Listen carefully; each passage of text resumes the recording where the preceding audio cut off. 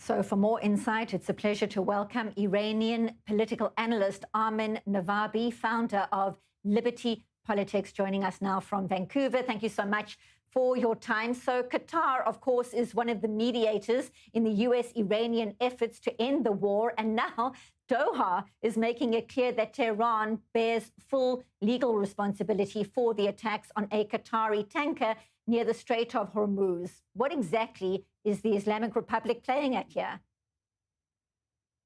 Well, I think the Islamic Republic is panicking because the Strait of Hormuz is becoming more and more important to it because it's losing all its other deterrence capabilities. There's only three remaining deterrence capability left by the Islamic Republic. Its proxies, basically what's left of it, Hezbollah and maybe some in Iraq and the Houthis, if they are MIA, but then it's the Strait of Hormuz and then the enriched uranium. So given how devastating the recent developments in Iraq and Lebanon has been when it comes to the proxies of the Islamic Republic really needs to double down on making sure that it has control over the Strait of Hormuz, because if it doesn't have that, then the only thing it has left is the enriched uranium. And I think the Americans are being very effective at defanging the Islamic Republic during these negotiations, and the Islamic Republic is seeing that. So even when it comes to Qatar, it cannot tolerate ships moving through the water routes that it doesn't approve, because if it allows that, then it is demonstrating that it has lost complete control over the Strait of Hormuz. But even with these attacks, the price of oil is not changing that much, which shows that the importance of Strait of Hormuz is basically being reduced, especially after the original opening.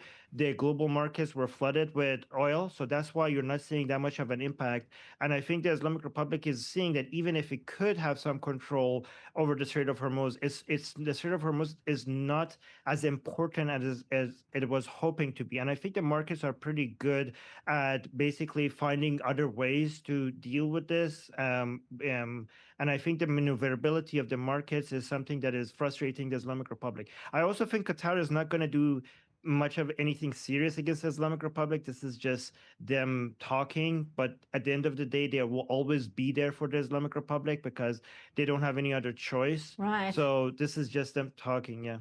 Very briefly, talks are set to resume on Saturday, on pause during the weeks-long funeral for the Supreme Leader.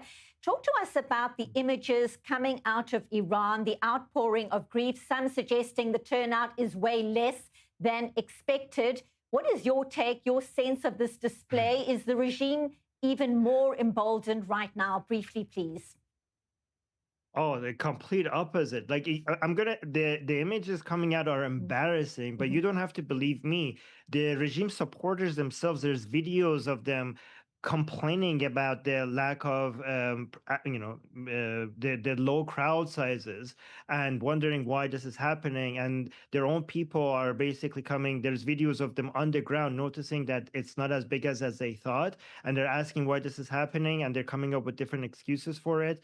But I think Reuters and other people estimated that the crowd sizes were basically, every estimate shows that it's under 500,000. They said there's going to be 20 million, which was already ridiculous. Right. But half a million is the most charitable take, and that's also including the people that they had to force to come in, government employees, the people that they brought from Afghanistan, Iraq, Lebanon, and also the universities and high schools, and also a lot of people are showing up just because the free food that they give out there, because Right. especially given the high price of food. So even if we ignore all of that and just give them the most charitable take of 500,000, Right. that's like less than 1% of Iran. Certainly staggering. We keep watching. Again, that official funeral taking place tomorrow. Armin Navabi, live from Vancouver. Appreciate your time as always. Thank you so much.